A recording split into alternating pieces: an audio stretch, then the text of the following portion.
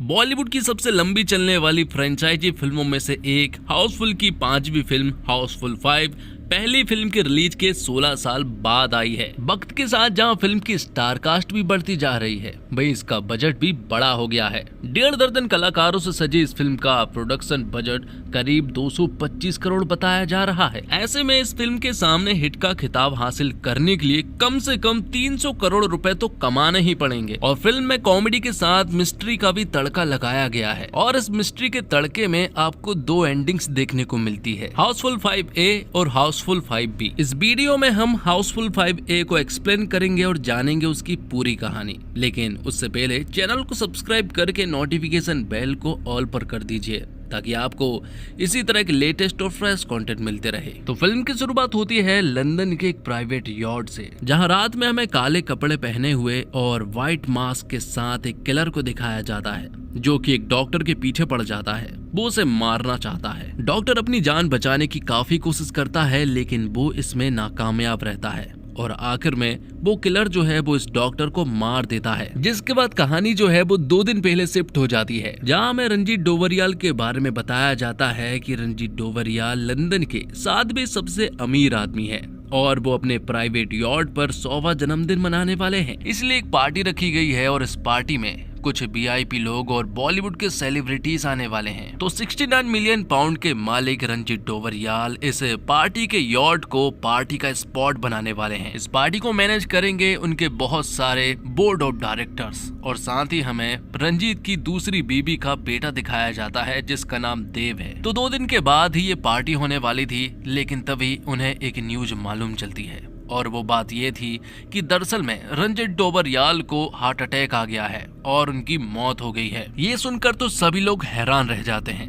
लेकिन सच बताऊं तो इनमें से बहुत सारे लोग तो रंजीत डोवरियाल के जाने का ही इंतजार कर रहे थे। वो लोग यहाँ पर रोने धोने का ढोंग करते हैं और तभी यहाँ पर रंजीत डोवरियाल की लॉयर आती है और उन सभी बोर्ड ऑफ डायरेक्टर्स को रंजीत डोवरियाल की होलोग्राफिक बिल बताती है, जिसमें रंजीत ने कहा था कि आप सभी लोग मेरे लिए बहुत मायने रखते हैं। देव जो है वो मेरी दूसरी बीवी का बेटा है। दरअसल में सारे board of directors Ranjit sir का जाने का इसलिए इंतजार कर रहे थे क्योंकि उन्होंने सोचा कि अगर हमने रंजीत सर के लिए कुछ न कुछ किया है तो उन्होंने उनकी बिल में हमारे लिए कुछ न कुछ तो जरूर लिखा होगा। लेकिन रंजीत सर यहाँ पर सभी को सरप्राइज कर देते हैं क्योंकि उन्होंने अपनी बिल में देव का भी नाम नहीं लिखा था। उन्होंने तो अपनी पहली बीवी के बेटे जॉली के बारे में लिखा था कि मेरे चले जाने के बाद मेरी पूरी संपत्ति जो है वो जॉली की होगी। साथ ही उन्होंने ये भी कहा था कि मेरा बेटा जो है वो मेरे 100वें जन्मदिन पे यहाँ पर आने वाला है। अगर वो नहीं आता है तो ये सारी संपत्ति जो है वो आप लोग आपस में बांट लेना। लेकिन एक बात और, जॉली को आज तक किसी ने भी नहीं देखा है, वो सालों से लापता है, इसलिए उसकी पहचान कैसे की जाए ये भी लिखा था। उसके बम पर एक निशान है, वो लेफ्ट हैंडेड है और उसकी पत्नी जो है वो फॉरेनर है। अब 2 दिन के बाद ही, मतलब कि रंजीत सर के पार्टी वाले दिन ही यहाँ पर जॉली की एंट्री होती है, जो कि अपना नाम जलाबुद्दीन बताता है और वो कहता है कि मैं लेफ्ट हैंडेड हूँ, मेरे बम पर निशान भी है और तो और मेरी पत्नी जो है वो अफगानिस्तान से है। यहाँ पर बोर्ड ऑफ डायरेक्टर तो यही सोच रहे थे कि जॉली यहाँ पर ना आए, क्योंकि अगर वो यहाँ पर नहीं आता तो ये सारी संपत्ति जो है वो उनमें आपस में बट जाती। कि तभी यहाँ पर हम दूसरे जॉली की एंट्री को देख पाते हैं, जो कि अपना नाम जलभूषण बताता है। वो भी अपने बम पर निशान बताता है और बताता है कि वो लेफ्ट हैंडेड है और उसकी पत्नी जो है वो श्रीलंका से है। तो अब बोर्ड ऑफ डायरेक्टर्स के लिए एक चुनौती थी कि आखिरकार यहाँ पर 2 जॉली हैं और उनमें से उन्हें एक का चुनाव करना है। कौन झूठा है कौन सच्चा है, इतना सब कुछ वो सोच ही रहे थे कि तभी यहाँ पर तीसरे जॉली की एंट्री हो जाती है, जो कि अपना नाम जूलियस बताता है। वो भी यही कहता है कि वो भी लेफ्ट हैंडेड है और उसके बम पर निशान भी है और उसकी पत्नी जो है वो फॉरेनर है, मतलब कि वो नेपाल से है। जूलियस यहाँ पर दावा करता है कि वो असली जॉली है और बाकी के ये दोनों जॉली जो है वो नकली हैं। ये देखकर तो बोर्ड ऑफ डायरेक्टर्स अब पूरी तरह से हैरान रह जाते हैं कि आखिरकार असली जॉली कौन है, क्योंकि जॉली को आज तक किसी ने भी नहीं देखा है। तो अब ये तीनों जॉली जो है वो आपस में बहस करने लगते हैं और लड़ने भी लगते हैं। ये देखते हुए देव कहता है कि अब वो डिसाइड करेगा कि असली जॉली कौन है। इसलिए वो अपने डॉक्टर से कहता है कि इन सभी के डीएनए टेस्ट किए जाएं और मुझे कल सुबह 10 बजे इसकी रिपोर्ट भी चाहिए। लेकिन तब तक ये खबर बाहर नहीं आनी चाहिए कि रंजीत सर मारे गए हैं, क्योंकि अगर ये बात सभी को मालूम चल जाएगी तो स्टॉक मार्केट क्रैश हो जाएगा। इन तीनों में से कौन नकली है और कौन असली है ये तो वो पता कर ही लेगा, लेकिन जो भी असली है उसको कोई प्रॉब्लम ना हो, इसलिए इन दोनों को भी पार्टी में लेकर आओ। अब रात को सभी लोग रंजीत डोवरियाल के 100वें जन्मदिन में शामिल होते हैं और खूब पार्टी करते हैं। लेकिन इसी पार्टी में आखिरी पास्ता ने सभी के ड्रिंक्स में नशीली चीजें मिला दी थी,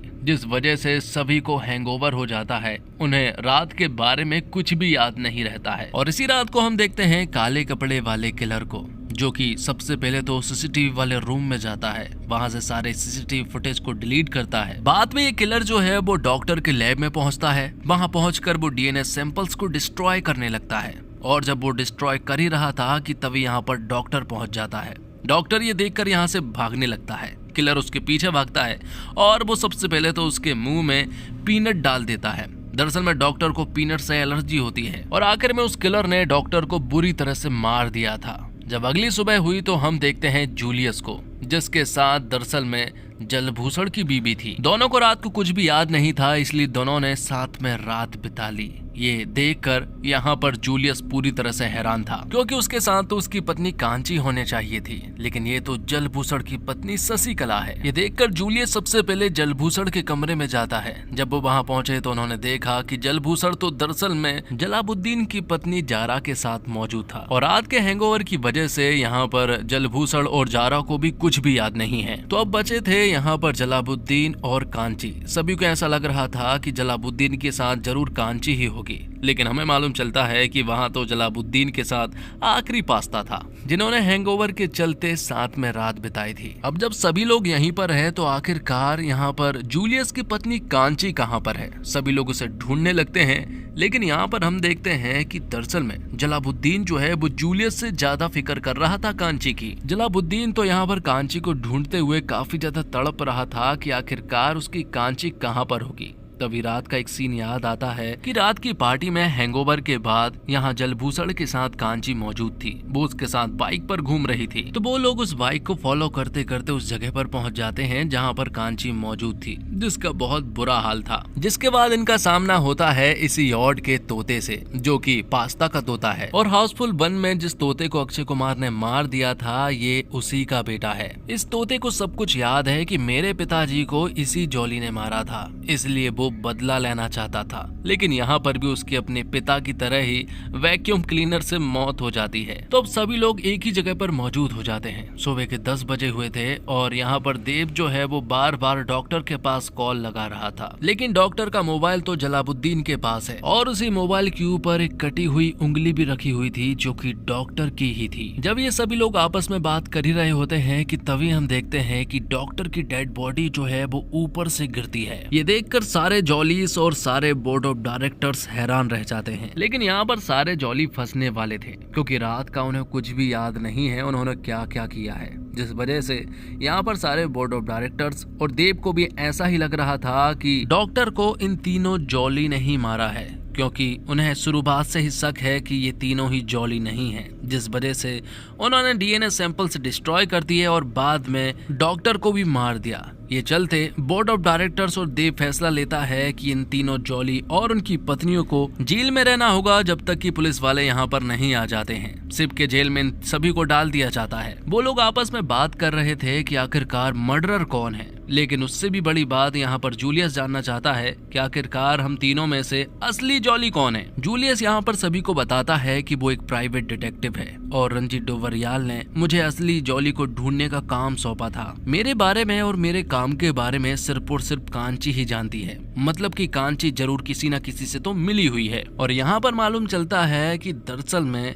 कांची जो है वो जलाबुद्दीन की गर्लफ्रेंड है। जब उसे मालूम चला कि जूलियस जो है वो जॉली बनकर जा रहा है, तो उन्होंने भी सोचा कि वो भी जॉली बनकर जाए, लेकिन कांची तो यहाँ पर जूलियस के साथ जाने वाली थी, इसलिए जलालुद्दीन के साथ जारा जाती है। लेकिन जारा भी तो जलभूषण की गर्लफ्रेंड थी, इसलिए उसे भी सब कुछ मालूम था। उसने भी जलभूषण को बता दिया और इसी वजह से ये सभी लोग यहाँ पर पहुंच गए। लेकिन यहाँ पर हमें मालूम चलता है कि शशिकला दरअसल में किसी की भी गर्लफ्रेंड नहीं थी। इस वजह से अब वो यहाँ पर जूलियस की गर्लफ्रेंड बन जाती है। जिसके बाद हम देखते हैं भीड़ू और बाबा को। दोनों ही यूके के पुलिस वाले हैं, लेकिन दोनों ही ठीक तरह से काम नहीं करते हैं। उन्हें हाल ही में काम मिला है कि दरअसल में एक किलर जो है वो उनके शहर में उत्पात मचा रहा है, जिस वजह से वो कार के स्टंट करके उस किलर को पकड़ने की काफी कोशिश करते हैं। लेकिन इसमें बहुत सारा नुकसान हो जाता है और वो उस किलर को भी नहीं पकड़ पाते हैं, जिस वजह से इंटरपोल के हेड नाना पाटेकर इन दोनों को ही सस्पेंड कर देते हैं। या इंटरपोल के हेड इतने खतरनाक होते हैं कि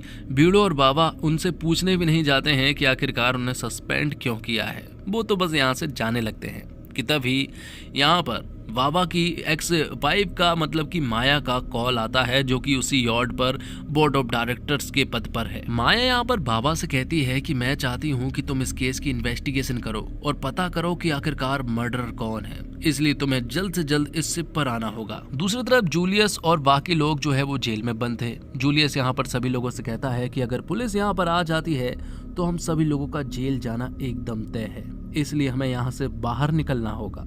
सबसे पहले रंजीत डोबरियाल की बॉडी को नदी में फेंकना होगा और वो सारे डीएनए सैंपल्स को भी डिस्ट्रॉय करना होगा। तब वो जैसे तैसे करके इस जेल से बाहर निकल जाते हैं और रंजीत डोबरियाल की डेड बॉडी को लेकर वो निकल पड़ते हैं। लेकिन बीच बीच में उन्हें ढेर सारे लोग भी मिलते हैं जिन्हें ऐसा लगता है कि रंजीत डोबरियाल अभी भी जिंदे हैं। दूसरी तरफ वो तीनों लड़कियां जो है वो उन डीएनए सैंपल्स को डिस्ट्रॉय करने जाती हैं। उन्होंने डीएनए सैंपल्स को डिस्ट्रॉय तो कर दिया था कि तभी उसी लैब में उन्होंने बेदी को देखा, जो कि डॉक्टर की डेड बॉडी से छेड़छाड़ कर रहा था। इसकी शशिकला ने वीडियो भी बना ली थी। आखिर में बेदी ने सारे फिंगरप्रिंट्स मिटाकर यहाँ से फौरन ही भाग जाता है। दूसरी तरफ हम देखते हैं कि ये सारे जॉली जो है वो रंजीत डोबरियाल को समुद्र में फेंकने के लिए जा तो रहे थे कि तभी उनके सामने बोर्ड ऑफ डायरेक्टर्स आ जाते हैं, जिस वजह से वो एक कमरे में छिप जाते हैं। उस कमरे के अलमारी में छिपने के बाद जब वो वहां से बाहर आते हैं तो उनके साथ रंजीत डोबरियाल की बॉडी नहीं थी, बल्कि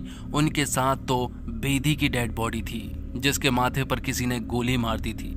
और सही समय पर यहाँ पर भीड़ू और बाबा की एंट्री हुई थी। उन्होंने यहाँ पर तीनों जॉलियों को रंगे हाथ पकड़ लिया था क्योंकि उनके पास बेदी की डेड बॉडी थी। लेकिन भीड़ू और बाबा इस काम के लिए नहीं आए थे, वो तो यहाँ पर डॉक्टर के मर्डरर को पकड़ने के लिए आए थे। इसलिए अब वो यहाँ पर तीनों जॉलियों से पूछताछ करते हैं, लेकिन यहाँ पर उन तीनों जॉलियों के जवाब इतने आड़े टेढ़े होते हैं कि यहाँ पर भीड़ू और बाबा तो पूरी तरह से हैरान थे कि आखिरकार उनका सामना भी किन लोगों से हुआ है। अब भीड़ू और बाबा कुछ इन्वेस्टिगेशन करते हैं और इन्वेस्टिगेशन के बाद उन्हें असली कातिल के बारे में मालूम चल गया था। वो यहाँ पर देव को कहते हैं कि तू असली कातिल है, क्योंकि भीड़ू और बाबा को देव के कमरे से एक चिप मिली है, वही चिप जो कि सीसीटीवी रूम में हुआ करती थी। और उन्हें डॉक्टर के जेब में एक पेन भी मिला है और वो पेन दरअसल में देव का होता है, जिस वजह से देव को जेल में डाल दिया जाता है, जबकि देव बार बार कह रहा था कि उसने ऐसा नहीं किया है। ये बात तो जूलियस भी जानता है, इसी वजह से वो भी थोड़ी इन्वेस्टिगेशन करता है। उसे एक कमरे से एक खून से सनी हुई शर्ट मिलती है और तो और उसे एक ब्रेसलेट का डायमंड मिलता है, जो कि उसी जगह पर था जहाँ पर कि डॉक्टर को मारा गया था। अब जिस भी इंसान के ब्रेसलेट का वो डायमंड मिसिंग होगा वही दरअसल में किलर होगा। उसी पार्टी में हम देखते हैं कि ये डायमंड जो है वो दरअसल में कैप्टन के ब्रेसलेट से मिसिंग था, जिस वजह से अब यहाँ पर सबसे पहले नंबर का सस्पेक्ट जो है वो कैप्टन बन चुका था। कैप्टन को सभी लोगों के सामने खड़ा कर दिया जाता है कि तभी अचानक से यॉर्ड की लाइट चली जाती है और जब लाइट आती है तो हम देखते हैं कि कैप्टन को किसी ने मार डाला है। और जब लाइट आए तो हम देखते हैं कि बाबा और भीड़ू जो है वो कैप्टन को अपने साथ लेकर खड़े हुए थे। ये देखकर सभी लोगों को यही लगता है कि बाबा और भीड़ू ने ही कैप्टन को मारा है कि तभी इंटरपोल के हेड की एंट्री होती है, जिन्हें इस केस के बारे में सब कुछ मालूम है और उन्हें तो ये भी मालूम है कि बाबा और भीड़ू भी मर्डरर नहीं है और उन्हें बहुत अच्छे से मालूम है कि कौन मर्डरर है। वो कल अनाउंस करेगा कि मर्डरर कौन है। इंटरपोल के हेड यहाँ पर अपने साथ एक सूटकेस लेकर आए थे। उस सूटकेस में उस मर्डरर का नाम है जिसने भी ये सब कुछ किया है। जिसके बारे में वो कल बताएंगे। साथ ही वो सभी लोगों से कह देते हैं कि तुम सभी लोग अपने अपने घर जाना चाहते थे लेकिन अब नहीं जा पाओगे, सभी लोग अब जेल जाओगे। अब इंटरपोल के हेड सोने के लिए चले जाते हैं, लेकिन जूलियस जो है वो सभी लोगों के पास आता है। वो कहता है कि अगर इंटरपोल का हेड जिंदा रहा तो हम सभी लोगों की जिंदगी जो है वो खराब हो जाएगी, ये हमें जेल पहुंचा कर ही रहेगा, इसलिए अच्छा यही होगा कि हम इस आदमी को मार डालें। रात को हम देखते हैं कि जब इंटरपोल के हेड मतलब कि नाना सो रहे थे कि तभी हम उस किलर को देखते हैं जो कि नाना को मारने के लिए आया था। कि हम देखते हैं कि नाना सोए हुए नहीं थे, वो तो इसी किलर का इंतजार कर रहे थे। और जब वो यहाँ पर आया तो नाना उससे कहते हैं कि मुझे मालूम था तुम जरूर आओगे। तभी इस किलर का चेहरा दिखाया जाता है। वो किलर दरअसल में कोई और नहीं बल्कि देव होता है।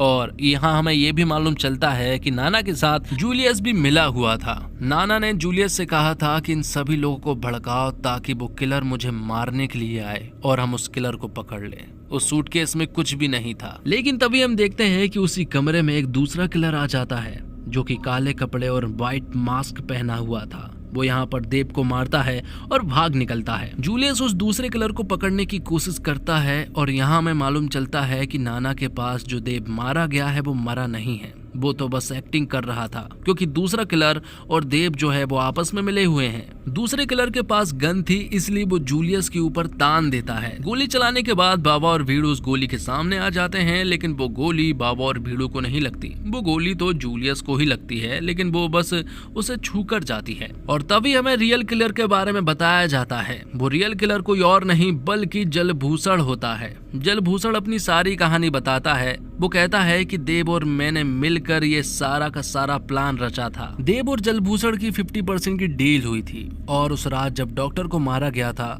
उस रात दरअसल में देव जो है वो जलभूषण के डीएनए सैंपल को बदल रहा था कि तभी लैब में डॉक्टर पहुंच गया था। डॉक्टर ये बात सभी को बताने वाला था, इसलिए देव ने यहाँ डॉक्टर को मार डाला था। अब बात आती है कि आखिरकार बेदी को क्यों मारा गया। दरअसल में बेदी को भी मालूम चल गया था कि डॉक्टर को देव ने ही मारा है, इसीलिए देव को भी बेदी को मारना पड़ा। और जब डॉक्टर को मारा जा रहा था उसी जगह पर कैप्टन भी खड़ा हुआ था। कैप्टन ने ये सारा नजारा अपनी आंखों से देखा था और वो किसी भी वक्त ये बात सभी को बता सकता था। इसलिए जब यॉर्ड की लाइट गई थी तब चुपचाप यहाँ जलभूषण ने कैप्टन को भी मार डाला था। अब ये सभी लोग एक ऐसी जगह पर मौजूद थे जहाँ पर यॉर्ड का एक बहुत बड़ा फैन लगा हुआ था जो कि सभी चीजों को अपनी ओर आकर्षित कर रहा था, जिस वजह से इन सभी लोगों की जान खतरे में थी। लेकिन इससे पहले कि इन सभी लोगों की जान जा पाती, इन सभी लोगों को बचा लिया गया था। और दरअसल में लीवर जो है वो किसी और ने नहीं बल्कि जॉली ने खींचा था। और वो दरअसल में असली जॉली था जो कि बॉबी देओल थे। बॉबी देओल मतलब कि जॉली यहाँ पर सभी लोगों से कहते हैं कि मेरे पास तो 102 मिलियन पाउंड की संपत्ति है, इसलिए मुझे ये इतनी सी संपत्ति नहीं चाहिए है, इसलिए सारी संपत्ति आपस में ही बांट लेना। जिससे कि अब सभी लोगों के पास पैसा ही पैसा था, सिर्फ और सिर्फ जलभूषण और देव को छोड़कर, क्योंकि वो असली किलर थे। उन्हें तो जेल जाना पड़ेगा। बॉलीवुड में अगर कोई काम सबसे टेढ़ा है तो वो है कॉमेडी फिल्म बनाना। वैसे भी सब कहते हैं कि लोगों को हंसाने में तो पसीने छूट जाते हैं, रुलाना तो फिर भी आसान है। फिर भी ज्यादातर लोग सीरियस सिनेमा को सिर्फ आंखों पर बिठाते हैं। वही कॉमेडी और खासकर हल्की फुल्की कॉमेडी को अक्सर उतनी इज्जत नहीं मिलती जितनी शायद मिलनी चाहिए। लेकिन भले ही कॉमेडी को अक्सर क्लासी सिनेमा के क्लब में एंट्री ना मिलती हो, लेकिन हाउसफुल हिंदी सिनेमा की पहली फ्रेंचाइजी है जो कॉमेडी का झंडा उठाकर 5वें पार्ट तक पहुंच गई है। थोड़ी सी क्रिएटिव बेवकूफी, सही टाइमिंग और ढेर सारी एनर्जी से बनी हाउसफुल 5 आपको बोर नहीं होने देती। अगर आप इस फिल्म को देखने गए हैं तो जाहिर है कि एक ही चीज की उम्मीद लेकर गए होंगे, खुलकर हंसने की। और यकीन मानिए इस बार फिल्म हंसाने के मामले में कोई कंजूसी नहीं करती। फर्स्ट हाफ के मुकाबले सेकंड हाफ थोड़ा खींचा हुआ लगता है, लेकिन फिल्म का बेमिसाल क्लाइमैक्स इस शिकायत को दूर कर देता है। हाउसफुल जैसी कॉमेडी फ्रेंचाइजी की 5वीं फिल्म के डायरेक्शन की कुर्सी पर बैठना किसी अग्नि परीक्षा से कम नहीं है। दोस्ताना और ड्राइव जैसी फिल्मों के बाद इस बार हाउसफुल 5 की बागडोर संभाली है तरुण मनसुखानी ने। हालांकि फ्रेंचाइजी के मास्टर शेफ साजिद खान ही हाउसफुल 5 का निर्देशन करने वाले थे, लेकिन उन्हें तरुण ने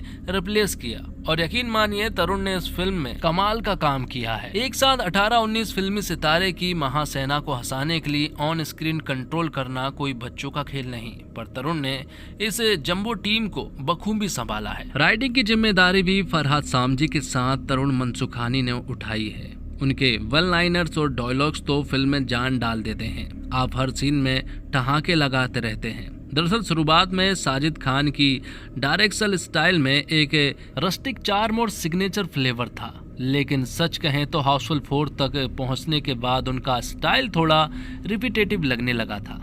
तरुण इस फिल्म में वो फ्रेशनेस लेकर आए हैं जिसकी हाउसफुल 5 को सख्त जरूरत थी। उन्होंने फ्रेंचाइजी के ट्रेडमार्क बेवकूफी को पूरी तरह से नहीं छोड़ा, बल्कि उसमें एक नया ट्विस्ट डालकर इसे और भी ज्यादा मजेदार बना दिया है। अब इतनी बड़ी स्टार कास्ट में कौन कौन से कलाकार ने कैसा काम किया है वो जान लेते हैं। फिल्म के सभी कलाकारों ने अपने अपने किरदारों को पूरी तरह से जस्टिस दिया है। सीन के हिसाब से हर एक सीन में सभी ने कमाल का काम किया है। अक्षय कुमार कहीं कहीं थोड़े ओवर द टॉप लगते हैं, पर जनाब जब बात स्पेस्टिक कॉमेडी की हो तो थोड़ा ओवर एक्टिंग ही बनता है। दरअसल इस जॉनर में वह ओवर द टॉप एक्टिंग दर्शकों को हंसाने का काम करती है, लेकिन असली मजा तो तब आता है जब फिल्म में संजय दत्त और जेकी श्रॉफ की एंट्री होती है। उनकी टाइटल विनिंग कॉमिक टाइमिंग तो आउट ऑफ द पार्क थी, और जब बात नाना पाटेकर और जॉनी लीवर जैसे धुरंधरों की हो तो कहना ही क्या। उनकी मौजूदगी ने स्पेस्टिक जॉनर को ही जस्टिस दिया है, वो काबिले तारीफ है। उन्होंने हर सीन में अपनी कॉमिक फन से दर्शकों को लोटपोट होने पर मजबूर कर दिया है। लॉर्ड बॉबी यानी बॉबी देओल फिल्म का सरप्राइज फैक्टर है। 15 साल पहले शुरू हुई निर्माता साजिद नडियाडवाला की फिल्म फ्रेंचाइजी हाउसफुल अब अपनी 5वीं कड़ी तक आ चुकी है। पहली फिल्म की कहानी भी उनकी ही लिखी हुई थी, और अब फ्रेंचाइजी की 5वीं फिल्म हाउसफुल 5 भी उन्हीं की सोची हुई कहानी पर आधारित है। लंबा अरसा पहले साजिद ने इस सीरीज की 5वीं फिल्म को एक अनोखे प्रयोग के रूप में विकसित करने का महत्वाकांक्षी ख्वाब बुना था। वह तब तक एक मल्टीप्लेक्स के अलग अलग सिनेमा घरों में इसे अलग अलग क्लाइमैक्स के साथ रिलीज करना चाहते थे। साजिद नडियाडवाला की गिनती हिंदी सिनेमा के धन कुबेरों में होती है, और अपने इस ख्वाब को हकीकत में उतारने की कोशिश भी उन्होंने जरूर की होगी। लेकिन अंत में ये फिल्म 2 क्लाइमैक्स के साथ उतरती है, जो सिनेमा घरों में शुक्रवार को नहीं 2 हाउसफुल 5 है, हाउसफुल 5A और हाउसफुल 5B। अक्षय कुमार की आखिरी स्पष्ट हिट फिल्में 2 साल पहले रिलीज हुई थी, ओ माई गॉड 2। इसके बाद से वह 4 बड़ी फ्लॉप फिल्में मिशन रानीगंज, बड़े मियाँ छोटे मियाँ, सरफिरा और खेल खेल में दे चुके हैं। इस साल रिलीज उनकी दोनों फिल्में स्काई फोर्स और केसरी 2 को लोग देखने तो आए, लेकिन जैसी कामयाबी की उम्मीद थी उनके निर्माताओं की रही होगी, वैसी कमाई उन दोनों फिल्मों ने नहीं की। अब बारी हाउसफुल 5 की है। अगर आपने नेटफ्लिक्स पर मौजूद फिल्म मर्डर मिस्ट्री देखी है तो आपको हाउसफुल 5 की कहानी का आधार समझ आ जाएगा। एक शानदार पानी के जहाज पर एक मालदार आदमी की मौत होती है और उसके 3 वारिस वहां प्रकट हो जाते हैं। अक्षय कुमार की हिट फ्रेंचाइजी जॉली एलएलबी के किरदार का नाम जॉली यहाँ 3 बार प्रकट होता है। ये 3 जॉली बने हैं अक्षय कुमार, अभिषेक बच्चन और रितेश देशमुख। इस तरह से ये स्पष्ट होता है कि फिल्म में मैन हीरो 3 हैं, बाकी जो भी है सब साइड हीरो हैं। खलनायक में हीरो और विलन बन चुके हैं जेकी श्रॉफ और संजय दत्त एक साथ नजर आते हैं पुलिस अफसरों के किरदार में। फिल्म की पहली झलक जिस तरह लाल परी गाने से नजर आई थी, इस पर कॉपीराइट का क्लेम हुआ। टी सीरीज का मामला था तो इसे जैसे निपटना था वैसे ही निपटा। ये गाना इस फिल्म की सबसे बड़ी हाईलाइट है। निर्देशक तरुण मनसुखानी के पास इस फिल्म के lights, role sound, roll camera और एक्शन बोलने के अलावा ज्यादा खास नहीं दिखता है। दर्जन भर से ज्यादा कलाकार, सब अपने अपने हुनर में माहिर, सब अपने अपने फन के उस्ताद। इन्हें कोई क्या ही इस मेले में निर्देशित कर पाएगा। जी हाँ, अगर आपने अतीत में फिल्म चोरों की बारात देखी है तो समझ आएगा कि इस तरह के विचारों में सितारों की भरमार ही फिल्म की सबसे बड़ी यूएसपी होती है। और तकरीबन 20 कलाकार कौन क्या कर रहा है इसका हिसाब रखने बैठ गए तो फिल्म और समझ नहीं आएगी। यहाँ आसमानी हीरो भी थूक के भाव में है और सब एक से एक परम सुंदरी। कॉमेडी, क्राइम और ग्लैमर के इस कॉकटेल में नींबू पानी की तरह सब कुछ अलग अलग दिखता है। और मुंह बना बनाकर लोग कॉमेडी कर रहे हैं। तो दोस्तों, इसी के साथ ये वीडियो यहीं पर समाप्त होती है। उम्मीद करता हूँ आपको वीडियो पसंद आई होगी। वीडियो पसंद आई हो तो वीडियो को लाइक करके चैनल को सब्सक्राइब जरूर कीजिएगा, ताकि आपको इसी तरह के लेटेस्ट और फ्रेश कंटेंट मिलते रहे। मिलते हैं एक और कमाल की वीडियो के साथ, तब तक के लिए आप हमारे चैनल के साथ बने रहिए। हाउसफुल 5B का एक्सप्लेनेशन भी जल्द ही इसी चैनल पर रिलीज होगा, इसलिए हमारे चैनल के साथ बने रहिए। धन्यवाद। जय हिंद, जय भारत, जय श्री राम।